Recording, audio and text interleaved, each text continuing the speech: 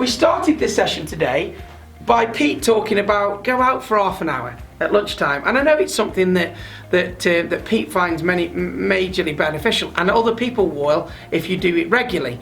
The first thing that we need to be able to do is make sure that we look after ourselves and we look after our people. So one of the biggest learnings that came from this morning as well as an empowerment and trust and the value of IT, is actually mental health has been higher on our agendas this year than ever before. We have gone out of our way to make sure people's mental health is okay. Now I know the purpose behind that. A lot of people have been isolated. The purpose is great, but for me, if you want to write an opportunity down, this is a big one for next year. Why don't we take the opportunity in 2021 to keep talking about mental health at the same level that we've talked about it this year and keep taking action on it? Because it's proved this year, you know, I know the guys in Rotherham have been doing quizzes on a Friday and open lunches for people to dial into and all this type of stuff. You know, people have been ringing people just to check they're okay. You know, how are you? How are you getting on? Because I know you're isolated and stuff. How great would it be? What a massive opportunity if we continue to do that. Not because there's a pandemic, but because if we do that, people's mental health will be better just generally. And that means, by the way, from a business point of view, if people's mental health is better, productivity is better as well. So it's a no-brainer to keep healthy, talk to yourself in a helpful way, learn about triggers and how triggers work and things like that, and we're helping each other with the mental health. A couple of weeks ago I did a session called Mental Health MOT. That's on the YouTube channel now. So if you want a bit of a mental health MOT, and you weren't on that session, get on that YouTube channel, check it out, but also think about other people's mental health. We've been brilliant at it this year, really good. To come back to Christian's point, we would not want to revert to what we were before, where the people that only talked about mental health were pink and fluffy. No. It's been high on the agenda this year because of COVID. Let's keep it high on the agenda. So again, massive opportunity to take into next year. New routines we've created. Many months ago, I did a session and it was around making your bed in the morning. In fact, Christine from Windsor made that comment at the end of the call this morning.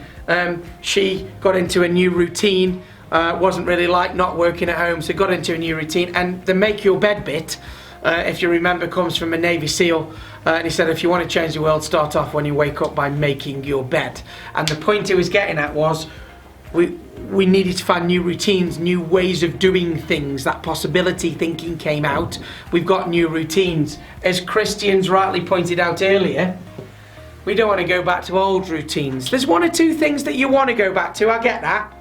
But we don't want to just fall into the trap of the way that we were doing it before. Now the pandemic's gone. That would be criminal. So what are the new routines? These new routines, are they more effective? Are they better? Are they quicker? Are they slicker? Are they happier routines? And we can take those forward as well. Physical exercise. Again, I mentioned it this morning. People did more of this in lockdown than in any other time that I can remember. Okay? There was more people. I tell you what, whoever was selling gym equipment to Amazon must have made a fortune. Yeah? I was speaking to a managing director yesterday, and he was asking me how I dealt with lockdown, and I said we'd built a studio for work, and I was building a summer house workshop in the evenings to keep me busy because I couldn't see other people, and so on and so on and so on. And I said, what was yours?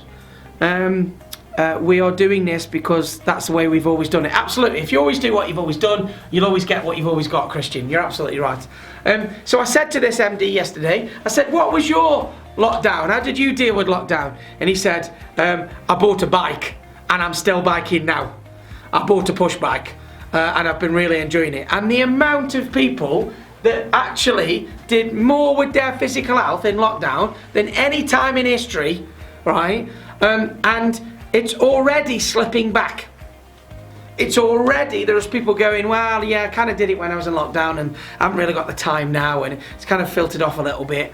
Yeah, Find the time, make it happen. Do what Pete said, take half hour out your day. Go and do what you need to do. You know, you still need to hit your targets and hit your numbers and all that. That's what you get paid for. But, you know, opportunity to keep this going, very, very important, okay? Clear goals, that's a given. In order to take opportunities, you need to know what you're aiming for. Okay, so make sure you've got clear goals personally, professionally, you know what you're trying to aim for. A lot of strategies in business have changed. They've had to this year. So does that mean next year's numbers are different, changed? Do you need a new strategy? But people need to know what they're aiming for, okay? And then finally, if you can do all of that, you are in POMO. And you know this is one of my all-time favorite phrases, position of most opportunity, POMO. If you do all of these things, you are in the position of most opportunity to take opportunities.